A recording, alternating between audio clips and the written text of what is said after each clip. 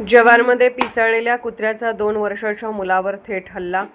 जव्हार शहरामध्ये पाचबत्ती नाका परिसरात एका भटक्या पिसाळलेल्या कुत्र्याचा एका 2 वर्षाच्या मुलावर थेट आक्रमण। पत्रकार झहीर शेख यांच्या ऑफिससमोर झालेली ही घटना आहे। ते स्वतः मदतीस धावले।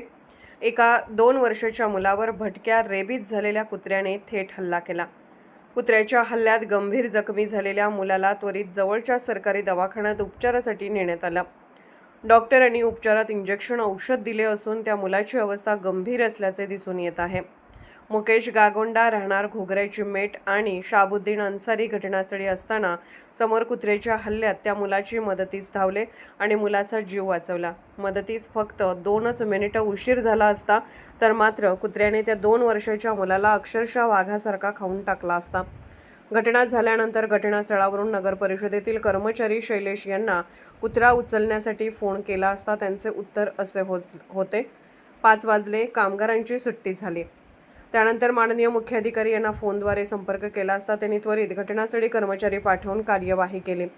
एका गरीब आदिवासी घरातील शालिनी खरपडे कुत्र्याचा हल्ल्यात जखमी झालेला त्यांचा मुलगा दर्श खरपडे याच्यासाठी कोणाकडे दाद मागणार असा प्रश्न त्यांच्यासमोर निर्माण झाला आहे।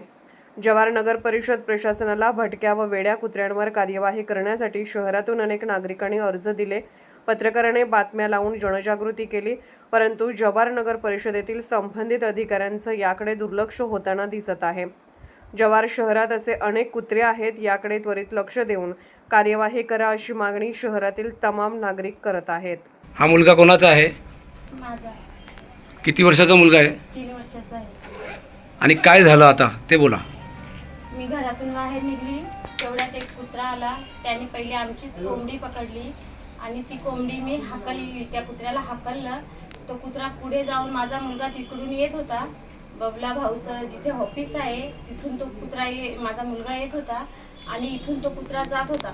तेवढ्यात त्या कुत्र्याने माझ्या मुलावरती हल्ला केला आणि त्याला खालती पाडून त्याला दात लागले। बोला बोला। आणि मग आम्ही लगेच दवाखान्यात घेऊन गेलो।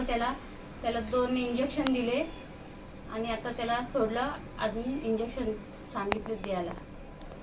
असेच कुत्रे अजून इकडे तुमच्या गल्लीमध्ये दुसरे पण आहे का? हो, फार कुत्रे आहेत आमच्या गल्लीमध्ये।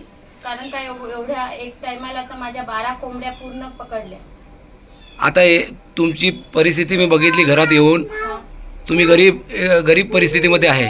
आता ह्याचं कसं काय तुम्ही याचा इलाज कुठे करणार, कसं करणार तुम्ही? आता मी तर सरकारी दवाखान्यामध्येच करणार ना।